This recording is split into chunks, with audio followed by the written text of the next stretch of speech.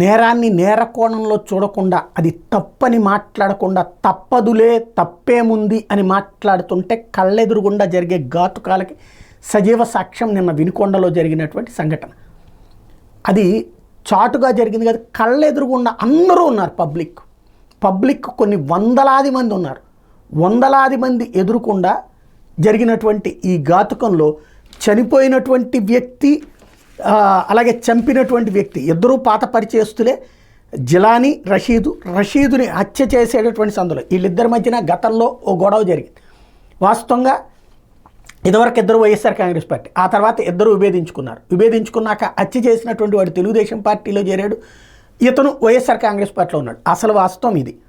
ఇక్కడ పార్టీలు వెనకాల మీరు మర్డర్ చేయమనో కొట్టుకోమనినో చెప్పరు, కానీ పార్టీల ధైర్యం అన్నమాట. అంతకుముందు ఇప్పుడు ఎవరైతే ఈ దాడికి పాల్పడ్డటువంటి వ్యక్తి ఉన్నాడో జిలానీ, అతని ఇంటి మీదకి ఈ రషీద్ వెళ్ళి అతని బైకును తగలబెట్టి ఇంటి దగ్గర దాడి చేశాడు. 307 కేసు అప్పుడు రిజిస్టర్ అయింది. ఇప్పుడు రివర్స్లో జిలానీ తనొచ్చి బహిరంగంగా నరికేసినటువంటి సంఘటన చోటు చేసుకుంది. ఇది పబ్లిక్ అందరి కళ్ళెదురుగుండా జరిగినటువంటి సంఘటన.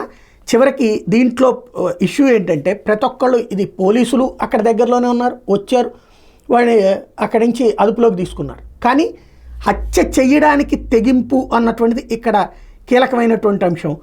పట్టపగలు ఇదే అందరి కళ్ళెదురుగుండా జరుగుతున్నటువంటి ఈ హత్యని చూస్తూ ఏమీ చెయ్యలేని పరిస్థితుల్లో సమాజం వీడియోలు మాత్రం తీసి సాక్ష్యాలు మాత్రం అందించగలిగింది అంటే, ఎవరైనా జోక్యం చేసుకుంటే ఏంటి అనే భయోత్పాతం పెరిగిపోయింది.